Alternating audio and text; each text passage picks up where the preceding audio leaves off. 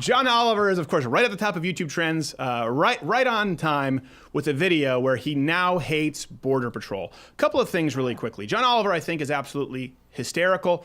But this video, it took a while to wade through because it's really only making two arguments.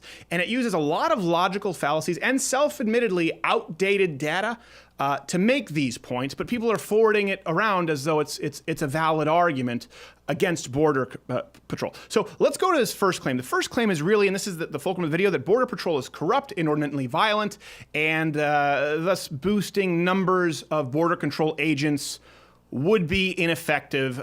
Instead of going through each clip, there's so much of this, it's recurring. Let's show the montage. As they doubled in size, meeting and maintaining their hiring quotas meant that their screening process wasn't always as strong as it could have been. Over half of CBP's applicants were found unsuitable for service. As the ranks grew, corruption This is important. We'll come back to it. It's recurring. Since 2005, 77 agents were arrested or indicted for corruption. So it's less one bad apple than, oh my God, that is a lot of bad apples. And it gets even worse, because remember, these agents have guns, and it is worth pointing out that a report which looked at 25 cases where Border Patrol agents shot people who'd thrown rocks concluded that too many cases do not appear to meet the test of objective reasonableness with regard to the use of deadly force.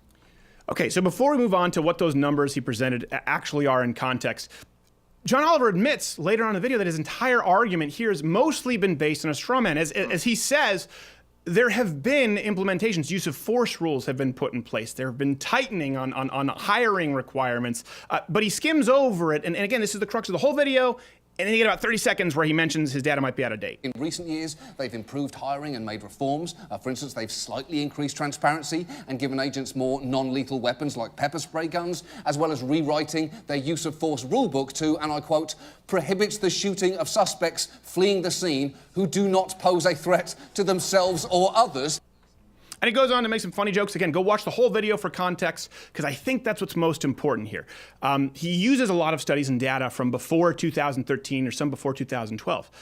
Well, here's what's important. Policies like the customs, they're publishing public reports on use of force incidents. The use of firearms has dropped by 53% since 2012. They've instituted a national use of force board to review and correct these instances. In 2013, something that's not included in a lot of his data, a nationwide training initiative to curb alcohol abuse was used. So again, he can say, well, some of this has changed. No, all of it has changed, okay? All of it is different now. Second, if we go to the original stats that he presented, context is more important than content because it's nowhere near as bad as he tries to claim. So this is something that's really important because leftists often try to take numbers out of context. I'm not saying throw out statistics, not saying throw out facts, okay? But you can throw out a number, and if there's no understanding or context, it's often used to vilify somebody or set a narrative that's not necessarily accurate. So the number he uses, yeah, exactly. The number he uses before all the corrections, mind you. So let's go to as bad as it ever was, and it's mostly been fixed. 77 agents, when we're talking about corruption over a 12-year period, equals about 6 agents per year out of 21,000. So that's somewhere around 0.0003% of agents get indicted on a yearly basis. So again, leftists love to provide these numbers without context, inevitably to make law enforcement look bad. We kind of see that with the Algiers Motel incident. Yep. The film was called Detroit. It wasn't called Algiers Motel. No. It starts talking about Detroit and the riots, but let's ignore 1960 to this very second. Yeah. Someone say they were trying to ignore the entire context of Detroit. Right, exactly. So they ignore the context. Like the study at Washington Post, same kind of study that John Oliver cites. So 1,100 arrests per year. Okay, looks bad. The context, when you run those numbers against the average population, the normal populace, we can see the same study demonstrate. So 1.7 arrests per 100,000 with police officers, with people in law enforcement, where the general arrest rate in 2012 alone was 3,888 per 100,000. For those who can't do the math, 1.7 to 3,888, it's like thousands more. He makes one other claim, which it's not the main claim of his video, but the irony is so rich you'll get gout. And the problems didn't stop once the new agents were hired, because the training was also significantly cut back, and that caused real issues. The source told us Spanish language classes and physical training were cut back. The person was so out of shape, I actually had to treat the trainee, and the bad guy got away. Pretty much everybody gets through the academy. They cut back on Spanish and physical training. cut back on physical training. We're complaining about that now? Hold on a second. Isn't it the social justice left who want diversity, mandatory recruitment in the military? They want women in the military who have consistently driven down training requirements?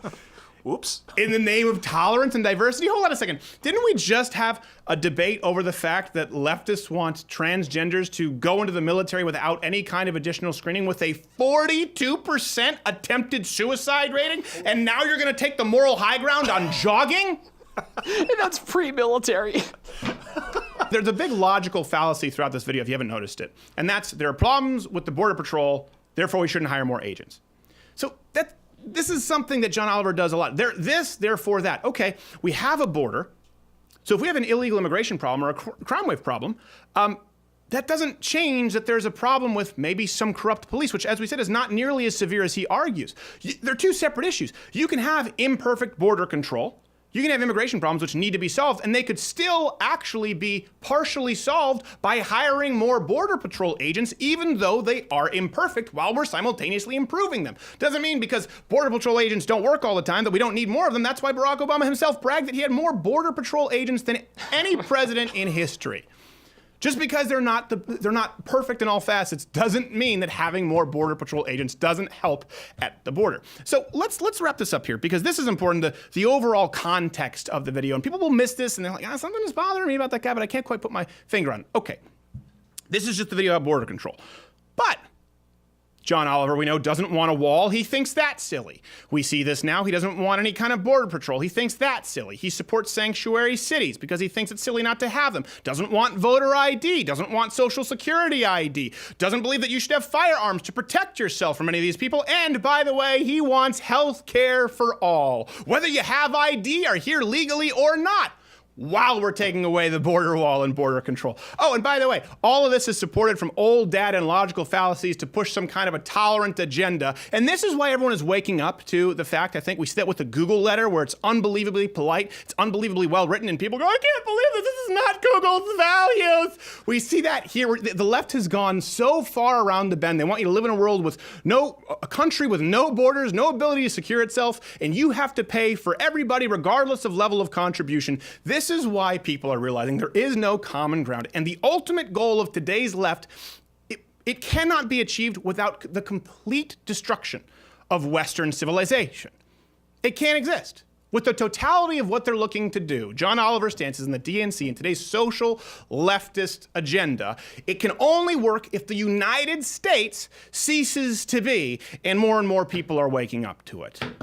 Hey, if you like this video, subscribe by clicking the button that says subscribe. If not, there's a strong chance that you're an Armenian genocide denier. Wink, wink. I think you know what I'm talking about. But head on over there if this isn't the channel for you. I'm sure you'll find something there that you deem very insightful and informative. Also, I request that you come back here afterward and immediately leave a negative comment, because we read those and those affect our lives directly. We care about them because we care about you.